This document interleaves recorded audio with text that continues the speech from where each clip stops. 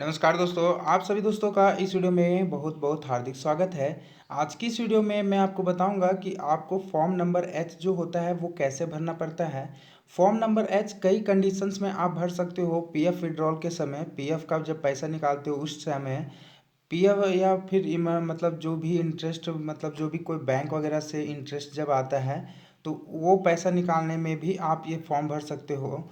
यहाँ पे देख सकते हो फॉर्म नंबर 15H में लिखा भी हुआ है, डिक्लेरेशन अंडर सेक्शन 197(7)(a)(1)(c) के तहत to be made by individual who is of the age of 60 years या more claiming certain incomes without deduction of tax.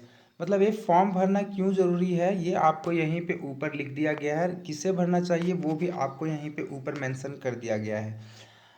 Section 197(a) के तहत आपको ये फॉर्म दोस्तों, जिनका भी एज 60+ से ऊपर है, 60 साल से ऊपर है, उनको ही फॉर्म नंबर 15H भरना ज़रूरी होता है।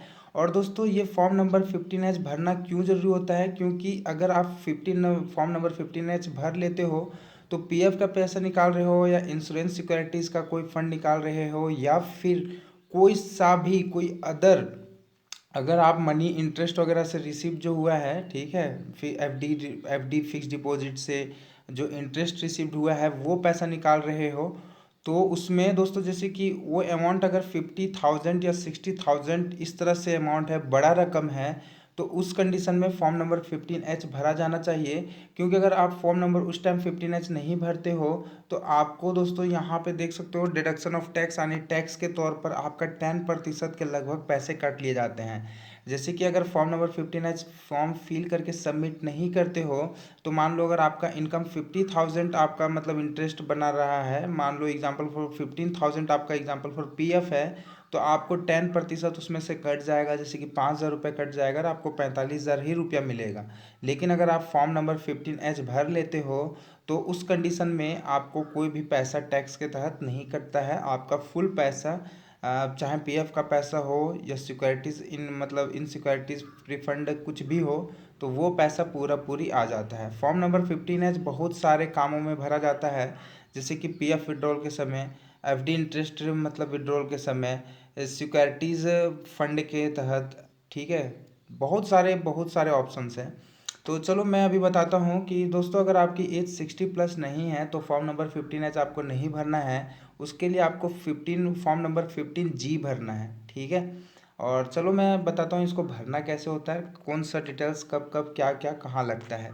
सबसे पहले नेम ऑफ एसेंस में आपको अपना नाम लिखना है। जैसे जस्ट मैंने यहाँ पे जितने भी इसमें यूज़ किए हैं डिटेल्स, वो के सारे फेक डिटेल्स हैं। जस्ट एजुकेशन पर्पस के तहत ये मैं डिटेल्स फिल किया हूँ ताकि आपको अच्छे से समझ आ सके।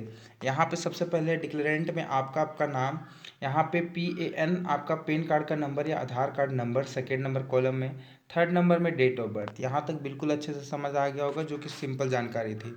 अब चलो 4 नंबर पे चलते हैं।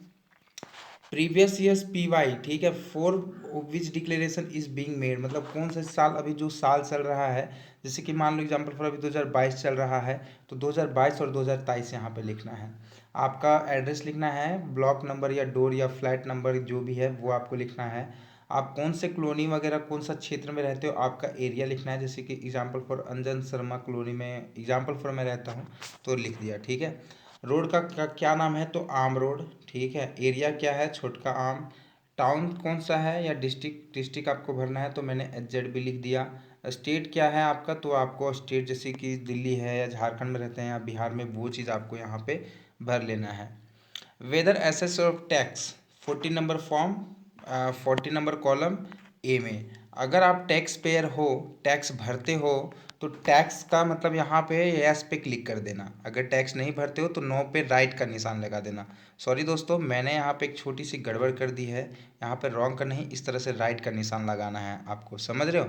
तो इस तरह से राइट का निशान लगाना है। अगर आप टैक्स पेयर हो, टैक्स भरते हो हर साल, तो आपको इसमें यस पे क्लिक करना है, ठीक है friends.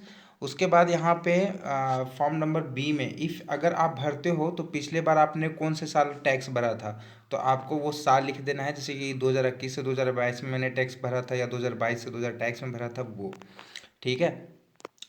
Estimated income for which this declaration is made, मतलब जितना अमाउंट आप मतलब ये निकाल रहे हो, एग्जाम्पल फॉर मेरा जो इंटरेस्ट है, मैंने एक एफडी कराई है, एग्जाम्पल फॉर, मैं बस एग्जाम्पल ले रहा हूँ कि मैंने मान लो 30,000 की एफडी करवाई हुई है फिक्स डिपॉजिट बैंक में, ठीक है। तो उस कंडीशन में एफडी करवाने पर 30,000 की एफडी करवाई है सालाना, जिसमें मेरे को एग्जाम्पल फॉर 3,000 रुपया इंटरेस्ट का मिलता है एनुअली, मतलब साल भर में 3,000 रुपया इंटरेस्ट का मिलता है, या मंथली मुझे 3,000 रुपया मतलब इंटरेस्ट का मिलता है। तो एग्जाम्पल फॉर अगर मुझे 3,000 रुपया मतलब इंटरेस्ट का मिलता है, तो मुझे यहाँ पे 3,000 रुपया महीना, 3,000 यहाँ लिखूँगा, ठीक है। और मेरी टोटल इनकम के साथ मेरी जो एक्स्ट्रा इंटरेस्ट वाली इनकम है वो भी जोड़ना है, जोड़ करके यहाँ पे लिखूँगा।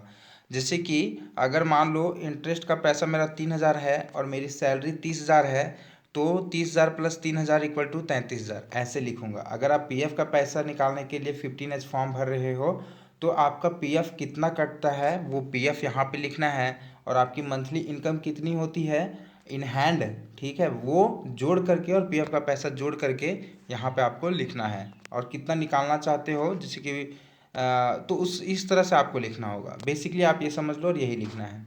उसके बाद यहाँ पे आपको 17 नंबर डिटेल्स में total number of form number 15H, क्या आपने कभी फॉर्म पहले फिल किया है 15H फॉर्म? अगर कभी पहले 15H फॉर्म फिल किया है तो यहाँ पे नंबर लिखना कि आपने 3 फिल किया है या 4 फिल किया है, ठीक है। मतलब कितना 15H फॉर्म पहले फिल किया है, तो मैंने अभी तक कोई फॉर्म फिल नहीं किया है 15H का, तो मैं यहाँ पे 0 लिखूँगा, और यहाँ पे भी मैं 0 लिखूँगा। एग्रीगेट अमाउंट ऑफ इनकम, अगर आपने एक भी फॉर्म फिल किया होगा, मान लो एक आपने फिल किया है 15H का फॉर्म, तो 15H के फॉर्म फिल करने के बाद उससे कितना अमाउंट आपने एग्रीगेट, कितना आपने प्राप्त किया था, तो वो अमाउंट लिखना है।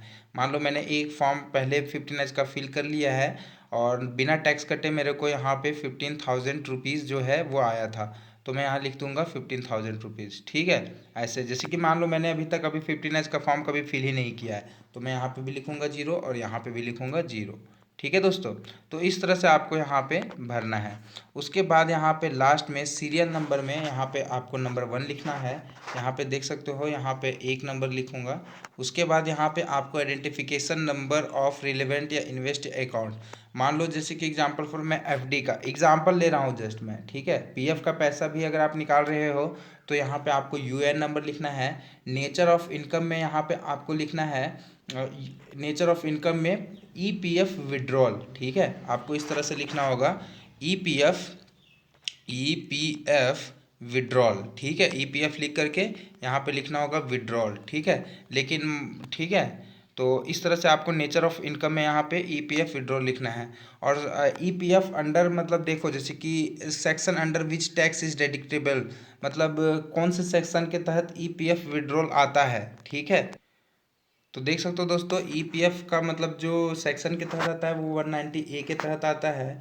इंटरेस्ट ऑन सिक्योरिटीज 193 के तहत आता है। डिपेंडेंस 194 के तहत आता है। और 194A बैंक टर्म डिपॉजिट वगैरह जो आरडी होता है या टीडी होता है, टाइम डिपॉजिट्स, ठीक है, बैंक के तहत, तो वो सब आता है। 194D के तहत इंश्योरेंस का जो कमीशंस होता है वो आता है, ठीक है। तो मान लो अगर आप पीएफ का पैसा निकालने के लिए 15H फॉर्म भर रहे हो, तो वहाँ पे सेक्शन 192A के तहत आता है, तो अब आपको 192A लिखना होगा, ठीक है दोस्तों। ये देखो 192A के तहत, ठीक ना। उसके बाद में जैसे मैं दोस्तों यहाँ पे एफडी का पैसा निकाल रहा हूँ, ठीक है, जो मैंने आरडी या एफडी करवाई थी उसका पैसा निकाल रहा हूँ। तो एग्जाम्पल मैं जस्ट ले रहा हूँ कि मेरी वहाँ पे इंटरेस्ट से मेरी हर महीने की इनकम आती है 3,000 और मेरी सैलरी है 30,000, तो 30,000 प्लस 3,000 33,000 ये मैं यहाँ पे लिख दूंगा, ठीक ना। उसके बाद यहाँ पे आइडेंटिफिकेशन नंबर में मैं अपना बैंक अकाउंट नंबर लिखूंगा। नेचर ऑफ इनकम में मैं अपना एफडी इंटरेस्ट लिखूंगा, और सेक्शन में अपना डालूंगा जिसको मैंने अभी आपको दिखाया था सारे सेक्शंस उतने ही सेक्शन के अंतर्गत, और कितना अमाउंट आप निकालना चाहते हो वो अमाउंट आपको यहाँ लिख देनी है, और आपको नीचे यहाँ सिग्नेचर कर देनी है। अगर आप पीएफ का पैसा निकाल रहे हो उस कंडीशन में आपको पीएफ का पैसा हर महीना कितना कटता है वो आपको यहाँ पे लिखना होगा, और आपको मंथली सैलरी कितनी आती है वो मंथली सैलरी, मान लो अगर आपकी पीएफ का पैसा 3,000 रुपये हर महीने कटता है और आपकी मंथली सैलरी 30,000 रुपये आती है, तो आपको यहाँ पे 33,000 इस तरह से हो जाएगा।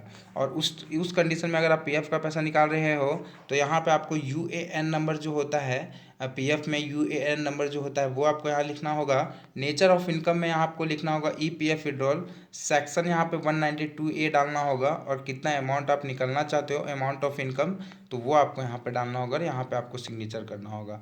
तो दोस्तों ये थी वीडियो। अगर ये वीडियो पसंद आई होगी फ्रेंड्स तो वीडियो को लाइक कर देना, और हो सके तो चैनल को सब्सक्राइब कर लेना। बाकी दोस्तों मैं यहाँ पे एक और फॉर्म यहाँ पे सबमिट करना होगा। यहाँ पे आई के बाद आपको आपका नाम, जिनका भी 60+ एज है उनका नाम, और यहाँ पे एंडिंग ऑन यहाँ पे ईयर लिख देना है। जैसे कि चलो मैं दिखा भी देता हूँ, ठीक है। यहाँ पे आपको यहाँ पे लिखना है, जैसे 2022 चल रहा है तो यहाँ पे लिखना होगा 2022 से 2023, ठीक है। और यहाँ पे अगर 2000 अब मई पार हो गया है जैसे अभी, तो यहाँ पे लिखूँगा 2023 से 2024, ठीक है। ये यहाँ पे लिखूँगा यहाँ पे, ठीक ना, इस बॉक्स में, ठीक है।